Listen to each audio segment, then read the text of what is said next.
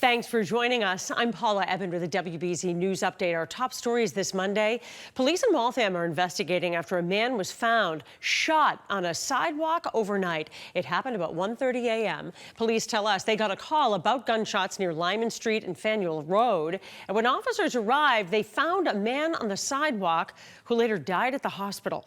We're also told several cars had their windows shot out. Middlesex County District Attorney Marion Ryan says her office is also investigating this deadly shooting. No arrests so far. Anyone with information should call Waltham Police.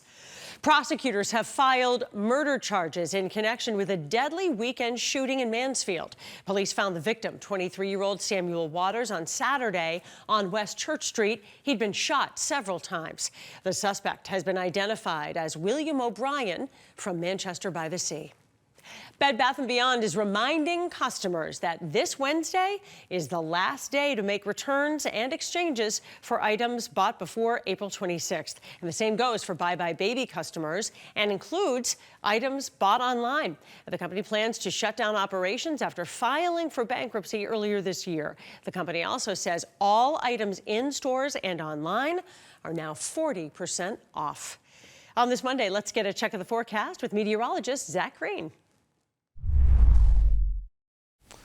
Well, not a bad way to roll into a Monday afternoon, but you may notice it's a little bit hazy out there for the moment. We can actually blame the wildfires on the western side of Canada. We have been in the same conversation with seemingly over a week at this point, but thankfully they are getting some much needed rain out to the western side of the continent, which is starting to dampen that mold. It doesn't mean that it's going to eliminate the smoke. We may still hold on to this filtered sunshine between today, tomorrow. Once a front moves through on Wednesday, that will help clear things out, and I think more brilliant blue sky to go along with Thursday and Friday. As of now, just stalled shy of 60 degrees in Boston, 16-mile-per-hour breeze, but the direction playing the most pivotal role. You see these little white arrows coming off the water? That's out of the northeast. Water temperature right now still stuck into the mid-50s. So as that wind just kind of advex right across and gets close to the coastline, it's going to cool things down. So for immediate shoreline areas, I think you're stalled out from here. And in fact, we may drop a few degrees. We've already seen that trend out towards Chatham. You officially early this morning, we're sitting around 61. You're now down to 59. We see that in Boston too, 61 checked off in Lawrence,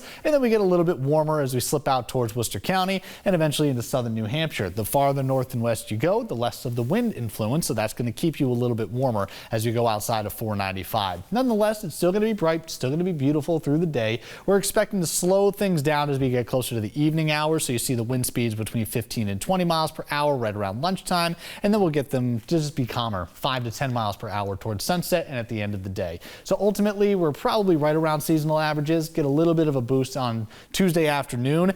And with the dry pattern that's in store, we had a little natural car wash to go along with the first half of the weekend. Not the case this time around. So the pollen, it's going to return in pretty serious fashion. In fact, by Wednesday, we may get another dampening, but I still think it's going to be pretty high for Thursday as well as Friday. The next 3 afternoons are only going up. So we're eventually going to land into the low 70s on Wednesday. It will come with a little more cloud cover, and that's going to be the setup ahead of the front. That gives us at least some introduction of rain. Not going to be a washout, not going to be what Saturday had in store, but do you see this dark pink shaded area that's draped across northern New England and out through New York? This is the thicker smoke that eventually starts to wane and slide off to the east. It almost dissipates as the rain comes on through. So you're going to watch this green, which is an indication of the showers, follow that exact same track. So thankfully, I think it takes a lot of the smoke aerosols out of the equation as we go into Thursday morning. We're only talking about a 5 to 6 hour window. The rain starts after sunset Wednesday, wraps up before sunrise on Thursday, and we'll only see brightening skies as we move through that afternoon.